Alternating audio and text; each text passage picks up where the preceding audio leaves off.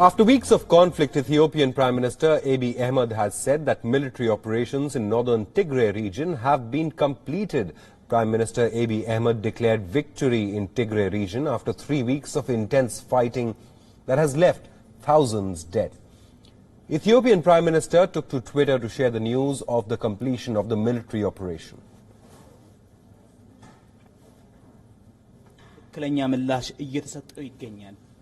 The announcement came shortly after he confirmed that federal troops had seized control of the regional capital of Mekelle and would continue searching for and detaining quote-unquote TPLF criminals.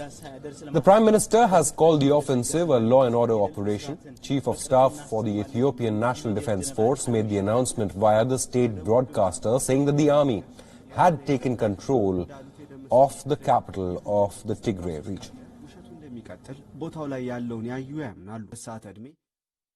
ሰራዊታችን በትላንትና ዕለት ዝግጅት ሲያደርግ ቆይቶ ለመቀሌ ከተማ ህዝብ እንዴት ተጓዳኝ ጉዳት ሳይደርስበት መቀሌ ከተማን መቆጣጠር ይቻላል የሚል ዝግጅት ሲያደርግ ቆይቶ ዛሬ ከሰዓት በኋላ መቀሌን ሙሉ ለሙሉ ተቆጣጥሯል። ሰራዊታችን አሁን መቀሌን ሙሉ በሙሉ ከተቆጣጠረ በኋላ በየጉርጓዱ በየጎሬው የተደበቁትን ጸረ ሰላም ኃይሎች ያደነ እየተከታተለ እየፈለገ ይገኛል። The announcement came after heavy shelling was reported in Mekelle as it braced for a military offensive against Tigray's ruling party. However, the leader of Tigray People's Liberation Front, the TPLF, whose forces have been fighting Ethiopian troops, said the group was not giving up. It was not clear if any TPLF leaders had surrendered.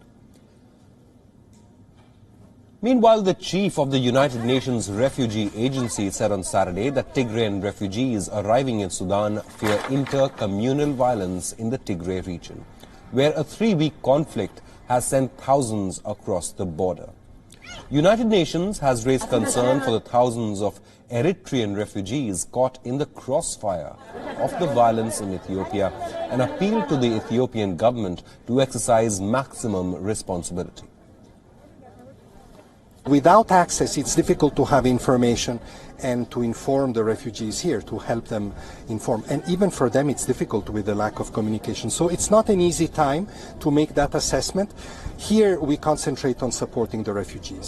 In Ethiopia, really, my biggest concern as UNHCR at the moment is the Eritrean refugees.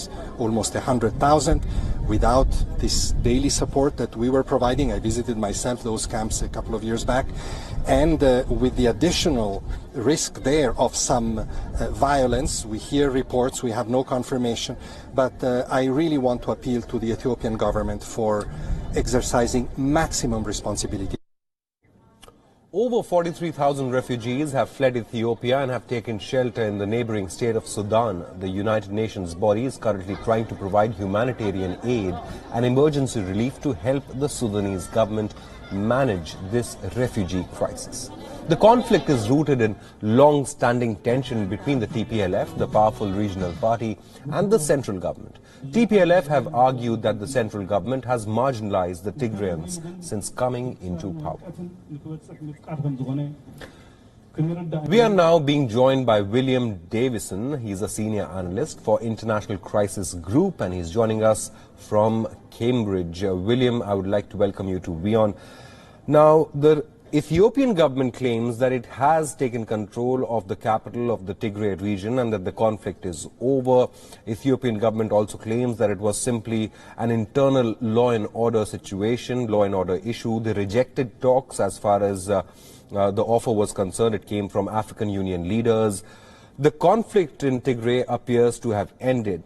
But what kind of an internal law and order problem is this that has resulted in the deaths of thousands of people? Well, clearly what's happened is that this law enforcement operation has been prosecuted using military means, and that's why it's led to such such suffering. Although we should be clear because of the telecommunications blackout across the region and generally the lack of any sort of form really of independent information coming out. We do not know, for example, we do not even have an estimate for the death toll in this conflict. So there is a lot to be known, but we do know it has been a very full-scale military intervention. The reason that this has been so serious is because Tigray regional government has quite a significant security force. And so at the point when the federal government said that Tigray's government was unlawful, and that was because they went ahead and ran an election in defiance of federal authority, that really set up a clash between two fairly significant forces. We can see, obviously, that the federal forces in this initial phase of the conflict have taken a lot of territory, including the major cities, finishing with the regional capital. But we have not seen the capture of the Tigrayan leadership. We do not know the state of the remnants of the Tigrayan forces, but there is certainly potential for some form of continued resistance in the form of an insurgency. And we also have to see to what extent the federal government's attempts to set up a provisional government, to what extent they will be welcomed by the broader Tigrayan society, because that could also be a cause of instability and possibly support for any insurgency that now emerges. Right. Like you were mentioning, from early November, there has been a virtual blackout in the Tigray region. No information is coming out, but agencies have reported that thousands are dead. What we know is that 44,000 people have fled across the border into Sudan. There's a humanitarian crisis, not just in Tigray region, but in Sudan as well, where refugee camps are already overcrowded. Yeah, so what's happened there is primarily in West Tigray, and this was mentioned in your report about intercommunal violence. And this really speaks to the fact that although this phase of the military operation, certainly to take control of the regional government, has been successful on its own terms, there may well be lingering serious political problems and instability. What I'm referring to is that in West Tigray, factions from Amhara, the region bordering to the south of Tigray, they have essentially moved in and reclaimed territory from Tigray that they say was historically Amhara. This is what explains the reports of intercommunal violence there to some extent. And this presents a lingering and serious political problem, as it's very unlikely that the TPLF, Tigrayan nationalists and Tigrayans more generally will accept their territory being taken over. So that's why the refugees primarily have fled, because of this intervention. And for those political reasons, there is a threat of ongoing instability in West Tigray particularly, but also in other parts of Tigray, as I have described. One final question to you. United Nations has asked for immediate and unimpeded access for aid to the Tigray region. Do we see that happening? Well, like most things here, be entirely dependent on the course of the conflict or on the course of the post-conflict situation. If there is a concerted and fairly sort of widespread insurgency that develops, and if it has the support of a certain amount of civilian population, it will be difficult for the government, given its military objectives here, to allow unimpeded access to aid. However, if the civilian population essentially goes along with the imposition of a provisional government, and if there is no strong insurgency that emerges here, then the federal government will be allowed to access to aid agencies in the areas that it controls. So we will have to see how the conflict and the political situation plays out.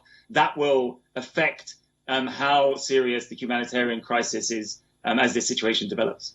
William Davison from International Crisis Group, thank you so much for joining us and giving us your perspective and insight into the conflict in Tigray.